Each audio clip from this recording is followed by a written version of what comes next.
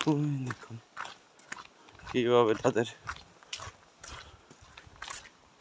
পেয়ে গেলাম।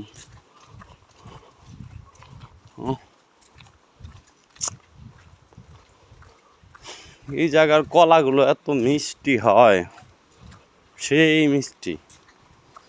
কালকে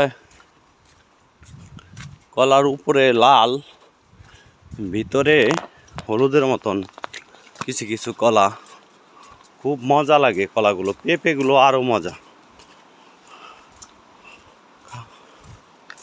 কলাগুলো যখন খাইলাম তখন আপনাদের যদি বুঝাইতে পারতাম, ভিডিও করি নাই, কিন্তু এমনি খায় অনেক টেস্ট পাইছি,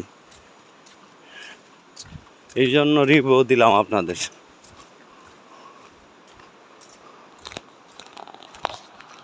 দেখেন এখানে আরেকটা ঝর্ণার শব্দ পাইতেছেন, ঝর্ণার কাছে আরেকটা ঝর্ণার কাছে আসছে।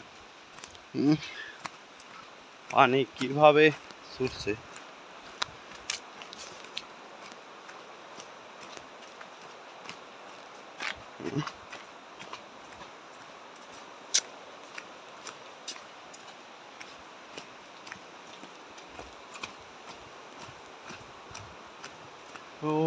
ওই ঝর্ণা,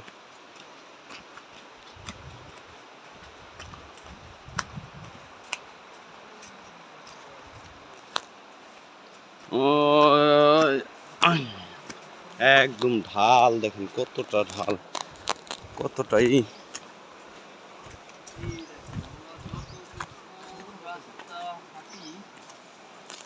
এরকম ঝর্ণা। পাশ দিয়ে এরকম ভাবে নাফাকুম, এই নাফাকুমের ঝর্ণা এরকম বয়ে তার নিজস্ব সৌন্দর্য নিয়ে।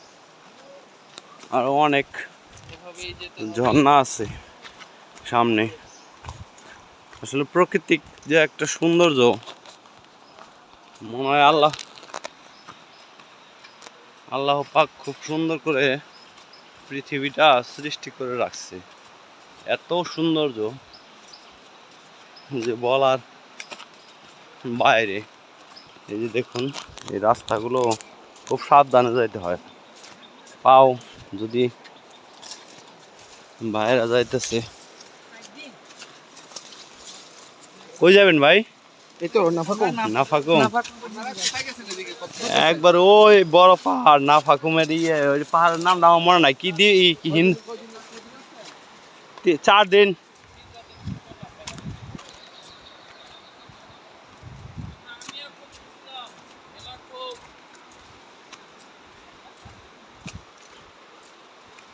ওই দেখুন কি সৌন্দর্য,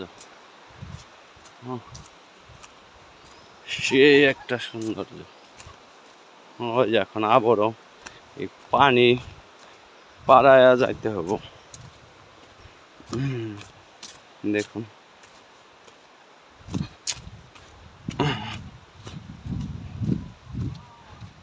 দেখুন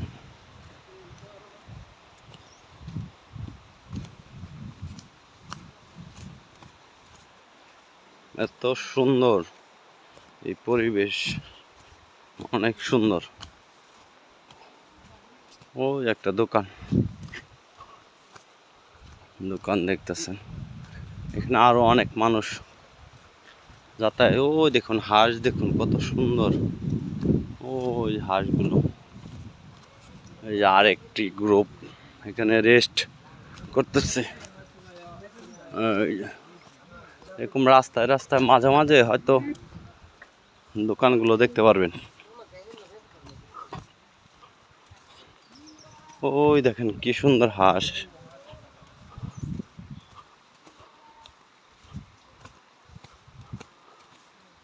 ওই যে একটা বাচ্চা গোসল করতেছে, ওই দেখ গোসল করতে। ওই সামনে আরেকটা দোকান, এখানে আরো একটা ঝর্ণা আছে। ওই ঝর্ণা, এই ঝর্ণাটা বেশিরভাগ বর্ষার দিনে পানি পড়ে বেশি, এতটা পানি পড়তেছে না। এই যে দেখুন, এই যে নাইমেরই দেখুন, ওরা এই ঝর্ণা তুলে নিয়ে যাবো আজকে মাথায় করে, এতে কোনো সন্দেহ নেই। এই যে দাদারা আসলো,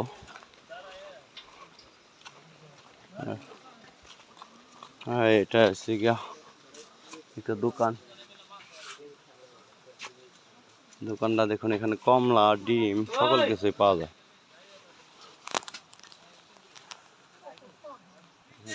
দাঁড়াইলাম।